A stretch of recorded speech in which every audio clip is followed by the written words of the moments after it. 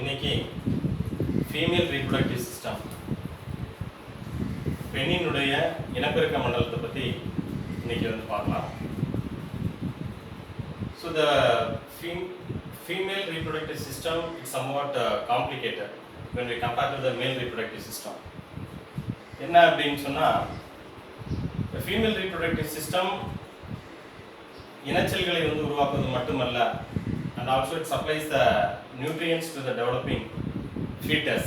தாயினுடைய வயிற்றில் உள்ள இருக்கின்ற அதாவது இனச்செல்களை உருவாக்குவதோடு மட்டுமல்லாமல் தாயினுடைய வயிற்றில் வளர்கின்ற குழந்தைக்கு உணவூட்டத்தினை வந்து அளிக்கக்கூடிய பணியினை இந்த பெண் இனப்பெருக்க மண்டலமானது செய்கிறது. ஸோ அதனால தான் சொன்னோம், it's somewhat complicated when we compare to the male reproductive system அப்படின்னு சொல்லி.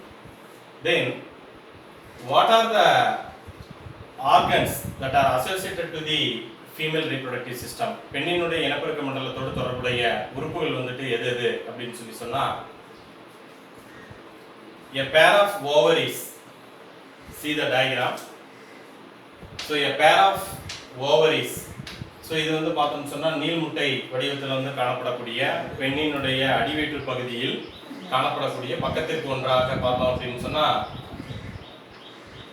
ஓரிணை அண்டகங்கள் வந்து காணப்படுது. a pair of ovaries and a pair of fallopian tube. So this is fallopian tube, a pair of fallopian tube or oviduct, தமிழில் அண்ட நாளம் அப்படின்னு சொல்லி சொல்றோம். Then the uterus, see this region is called the uterus, கருப்பை அல்லது பெண்ணினுடைய கருப்பை. And then the cervix. So cervix அப்படிங்கிறது கருப்பையினுடைய இந்த கழுத்து பகுதியை தான் நம்ம என்ன சொல்லுவோம் அப்படின்னு சொன்னா cervix அப்படின்னு சொல்லுவோம். And then the cervix is open to the cervical canal, then finally vagina. So இப்போ இதுதான் வந்துட்டு பெண்ணினுடைய இனப்பெருக்க மண்டலத்தில் காப்புலேட்டரி ஆர்கனாக செயல்படுது. And also the vagina act as a birth canal at the time of parturition. So this is vagina. அதாவது பெண்ணினுடைய தமிழ்ல பார்த்தோம்னு சொன்னா, பெண்ணினுடைய இனப்பெருக்க மண்டலத்தோடு தொடர்புடைய உறுப்புகள் அப்படின்னு சொல்லும் பொழுது ஓரிணை அண்டகங்கள், ஓரிணை அண்ட நாளம், கருப்பை, கருப்பை வாய் மற்றும் பெண் கலவி கால்வாய் அப்படின்னு சொல்லக்கூடிய இந்த பகுதிகள் இருக்கு. இதுக்கு அடுத்தது வந்து பார்த்தோம்னு சொன்னா வெளியே வந்துட்டு எக்ஸ்டர்னல் ஜெனிடாலியா. இதுல ஃபர்ஸ்ட் வந்துட்டு பார்த்தோம் அப்படின்னு சொன்னா, ஃபர்ஸ்ட் வந்துட்டு ஓவரி. ஸோ இந்த where the ovary is, where it is located, the ovary is located in the abdominal wall அப்படின்னு சொல்லி சொன்னோம். ஸோ இந்த ஓவரியில வந்து பார்த்தோம் அப்படின்னு சொன்னா oogenesis, where the gametes are formed அப்படின்னு சொல்லி பார்க்கும் பொழுது the development of the egg or the ovum in the ovary is called oogenesis.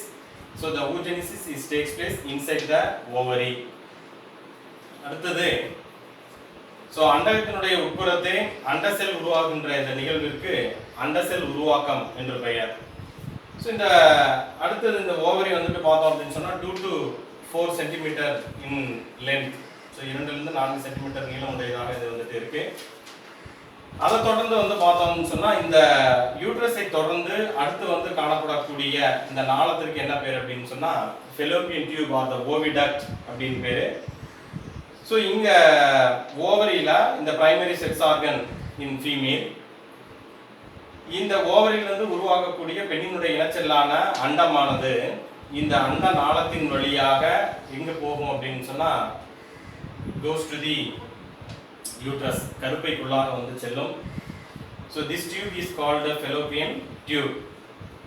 அதுக்கு அடுத்தது பார்த்தோம் அப்படின்னு சொன்னால் இந்த யூட்ரஸில் அதாவது ஓவரியிலிருந்து உருவாகக்கூடிய ஓவமானது இந்த ஃபெலோப்பியன் டியூப் வழியாக கருப்பையை வந்து சென்றடையும், where the implantation is takes place.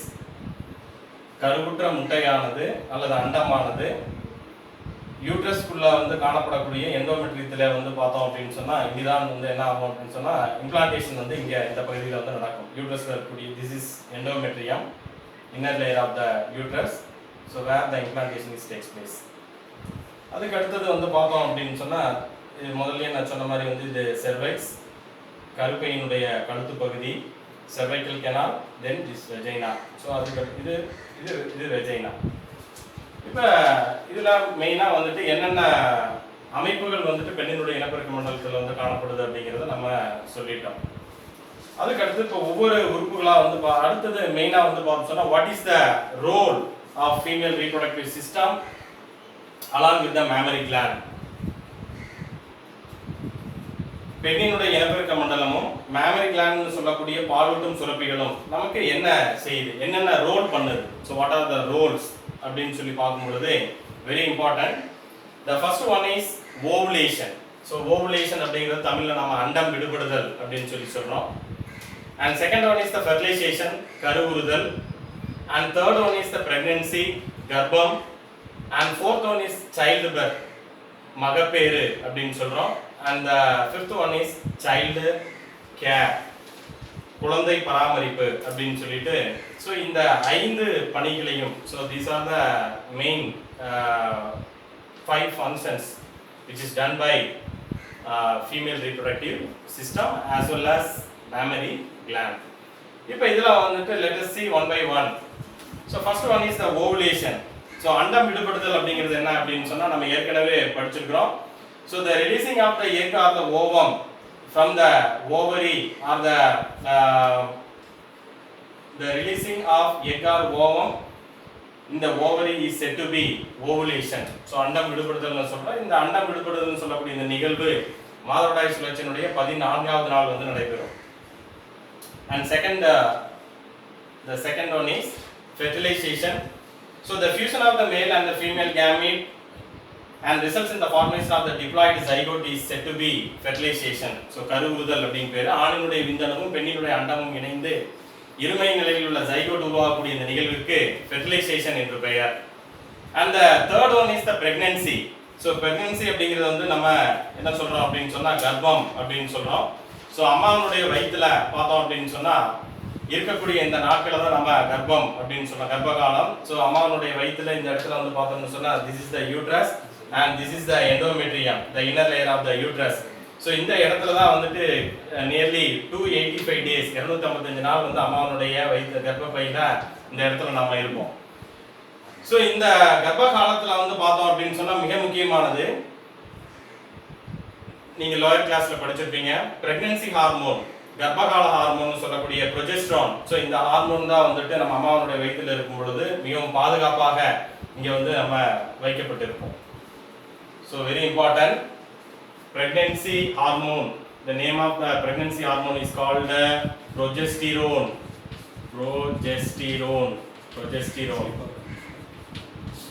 அடுத்து இந்த கர்ப்ப காலம் பிரெக்னன்சியை தொடர்ந்து அடுத்து நடைபெறக்கூடிய நிகழ்வு சைல்டு பர்த் அப்படின்னு சொல்லக்கூடிய மகப்பேறு.